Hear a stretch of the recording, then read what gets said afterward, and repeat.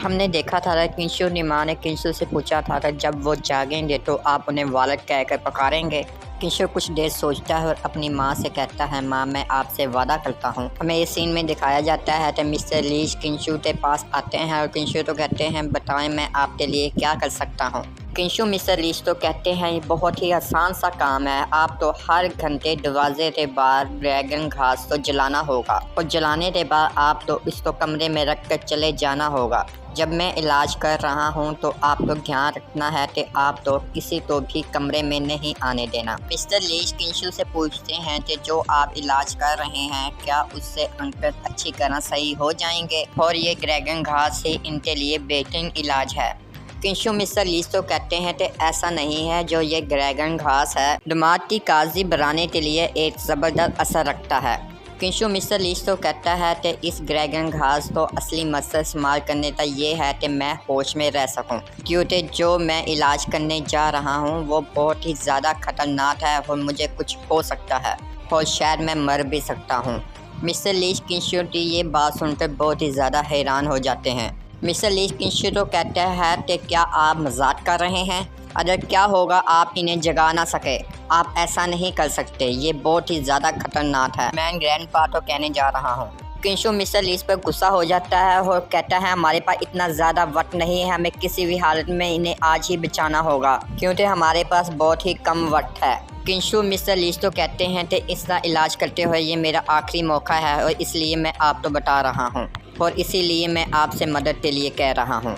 किंशु mister Leach तो कहता है कि इलाज करते हुए अगर मुझे कुछ हो जाए या मैं बेहोश हो जाऊं तो आप मिस जूइस से रब्ता करें, और अगर मैं किसी हालत में बेहोश हो जाऊं तो आप मिस जूइस को बता सकते हैं मेरी हालत के बारे में और वो मेरा इलाज करने के काबिल है। मिस्टर लीच किंशु तो कहते हैं कि आपने अगर ये सोच लिया है तो आप ये काम कर सकते हैं, लेकिन आपने अपने आप को भी महफूज रखना है क्योंकि आप मेरे कज़न हैं और हमने अभी ये जश्न भी मनाना है। किंशु कहता है, मिस्टर लीच तो आप मेरे कज़न हैं इसलिए मुझे पता है और मैं अपने तरफ से पूरी कोशिश करूंगा कि मैं अपने आप को महफूज रख सकूं, लेकिन ये आगे किस्मत पर भी होगा कि आगे क्या होगा, लेकिन मैं अपने आप को महफूज रखने की कोशिश करूँगा। हमें इस सीन में ड्रैगन घास जलते हुए दिखाया जाता है और किंशु अपने फादर का इलाज करना शुरू कर देता है। साथ ही किंशु अपने फादर के माइंड में चला जाता है और अपने फादर को देखता है तो वो अपने माइंड में ही कैद होते हैं।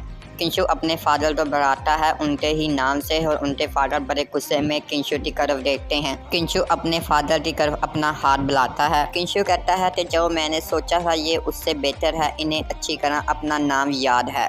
किंशु कहता है कि आप मुझे फॉलो करें। किंशु अपने फादर को कहता है कि आप तो यहाँ पर नहीं होना चाहिए, बहुत सारे लोग घर पर आपका इंतज़ार कर रहे हैं, इनमें से 2 लोग वो भी शामिल हैं जिनके बारे में आप सोचते हैं।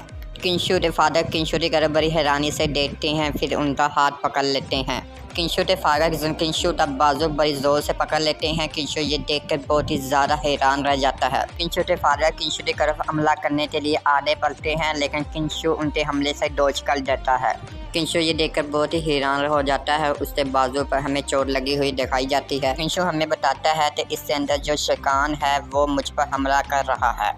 किंशु के फादर किंशु पर हमला करने के लिए दोबारा से तैयार हो जाते हैं। किंशु कहता है, जल्द से जल्द मुझे इन्हें होश में लाना होगा और किसी भी हालत में इन्हें शैतानी दिमाग से बाहर लेकर आना होगा, वरना मैं किसी भी हालत में इनके सामने खड़ा नहीं हो सकता और यहाँ पर मैं ही ख़त्म हो जाऊँगा। अब इनको यहाँ से बाहर निकालने का सिर्फ एक ही रास्ता रह गया है। हमें दिखाया जाता है कि किंशु के फादर किंशु को ही जंजीरों में कैद कर देते हैं। किंशु के फादर किंशु के ऊपर हमला कर देते हैं। किंशु कहता है कि मैं यहाँ से बिल्कुल भी हिल नहीं पा रहा और ये बड़ी स्पीड से मुझे खा रहा है, मैं यहाँ पर कुछ नहीं कर पा रहा, मैं आखिर क्या करूँ। किंशु ये देखकर बहुत ही हैरान हो जाता है और किंशु के फादर किंशु के ऊपर दोबारा हमला कर देते हैं। हमें इस सीन में दिखाया जाता है किंशु अपने होश खो रहा होता है। साथ ही किंशु के फादर अपनी रियल दुनिया में होश में आ जाते हैं। मिस्टर लीच जैसे ही कमरा खोलकर अंदर आते हैं तो किंशु तो बेहोशी हालत में देखकर बहुत ही ज़्यादा हैरान रह जाते हैं। किंशु तो ऐसी हालत में देखकर मिस्टर लीच कहते हैं, किंशु तुम्हें क्या हुआ है? अगले सीन में हमें दिखाया जाता है कि डॉक्टर किंशु तो चेक कर रहा होता है। डॉक्टर ओल्ड मैन से कहता है कि आपका बेटा ऐसा ऐसा ठीक हो रहा है और वो जल्द ही होश में आ जाएगा, वो जल्द ही जाग जाएगा। लेकिन आपका पोता, लेकिन मुझे डर है कि अभी कुछ भी नहीं किया जा सकता। ओल्ड मैन ये बात सुनकर बहुत ही ज़्यादा हैरान रह जाता है और कहता है नहीं, ऐसा नहीं हो सकता। मिस्टर लीज मिस यू तो फ़ोन कर रहे होते हैं। ओल्ड मैन डॉक्टर तो कहते हैं ऐसा कैसे हो सकता है। डॉक्टर कहता है कि मुझे माफ़ कीजिए। मिस्टर लीज मिस यू तो कहते हैं कि मैंने फ़ोन इसलिए किया है कि मुझे मिस जूही का फ़ोन नंबर चाहिए और मुझे किसी भी हालत में उनसे बात करनी है, बहुत ही ज़्यादा ज़रूरी है, मुझे जल्दी से उनका राब्ता नंबर दो। मिस यू कहती है कि वो मेरे साथ ही है, ऐसा लगता है कि आप जल्दी में हैं, क्या आप इसमें दिलचस्पी रखते हैं। मिस्टर लीज कहता है ये किंशु का फ़ोन है और वो खतरे में है, जल्दी से मिस यू तो फ़ोन दो। मिस यू ये बात सुनकर बहुत ही ज़्यादा हैरान रह जाती है। मिस यू मिस जूही तो फ़ोन देती है और कहती है जल्दी करो, ये किंशु का कज़न है, मुझे लगता है कि किंशु को कुछ हुआ है। मिस जूही ये बात सुनकर बहुत ज़्यादा हैरान हो जाती है और कहती है क्या किंशु का फ़ोन है। मिस्टर लीज मिस्टर जूही से कहते हैं कि आप जल्दी करें और आप जल्दी से बीजन के दायरा हुकूमत में पहुँचें। मिस जूही कहती है कि मुझे ये जल्दी से बताएं कि किंशु तो आखिर क्या हुआ है। मिस्टर लीज कहते हैं कि अभी ये ज़रूरी नहीं है, आप जल्दी यहीं पहुंच जाए और बाद में आप तो सारी कहानी सुना दूंगा। मिस जूही कहती है कि आप क्या कह रहे हैं कि उसने किसी को बचाने के लिए अपनी जान खतरे में डाल दी। ऐसा काम करना तो एक खुदकुशी के मुताबिक है, लेकिन आप टेंशन ना लो, मैं जल्दी वहां पहुंचकर इसे बचा लूँगी। और साथ ही हमारी यहीं पर एपिसोड ख़त्म हो जाती है।